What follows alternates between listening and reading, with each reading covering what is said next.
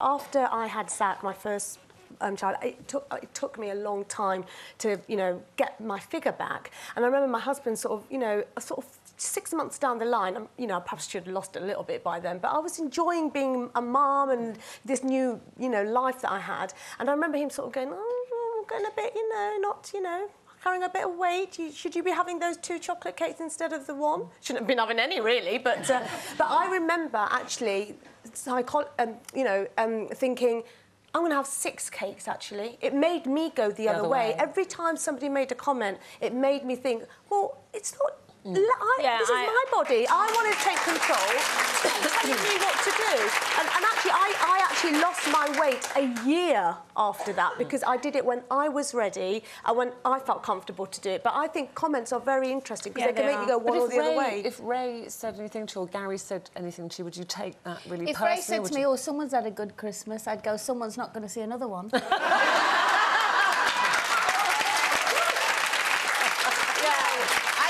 Comments can be...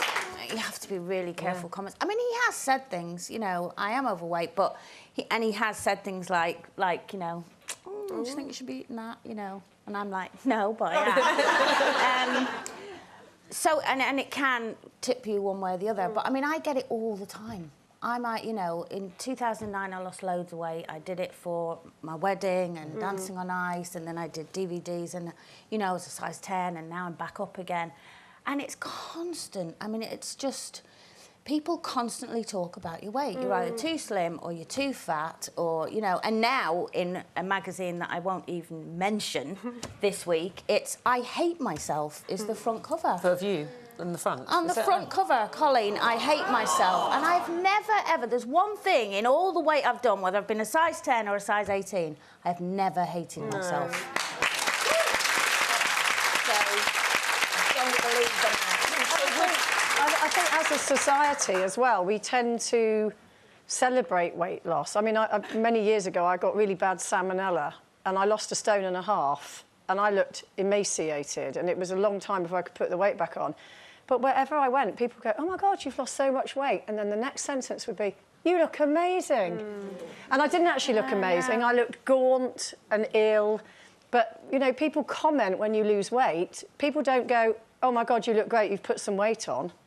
They never say that. No, actually, you're right. It's hard to say to somebody. But would you, if you had a really good friend, whether she was either lost a lot of weight like my friend or gained it, would you say, look... I'd go the health route, always the health route. Yeah, I think it is to do with the health route.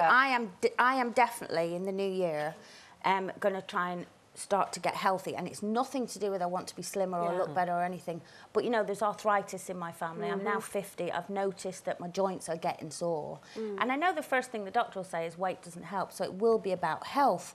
But, of course, we have to talk about Cheryl Fernandez-Versini because everybody is. Yeah. But the amount of people that are criticising her or making jokes or... I mean, all over the media, that's really not going to help. Well, there was a lot of concern, and I saw a lot of the Twitter stuff, and a lot of her fans, it was done in concern. I mean, there are jokes and people being mean. Do it but a lot of people were just saying, I'm really worried about Cheryl. She doesn't look well, she doesn't look happy, she cries a lot. And she obviously, in the past, you know, this is not the first time it's been mentioned, she said, well, her father-in-law had died and she was very unhappy. But the trouble is, being in the public eye, I mean, we know, look at you, you're on the front of a magazine this week and given an interview to anybody. That comes with the territory, I'm afraid. And she has to expect people to talk about it. But I just think skinny shaming is just as bad as fat shaming. Yeah, it is. I just, you know, please stop. And I have to say, although I'm doing a woman's show, I think women are the worst for it. We just criticise each other all the time. But you just don't hear men being pulled up on for the same reasons. My husband does. They always call him portly. Portly Eamon Holmes. He always said, how come women are curvy and I'm portly?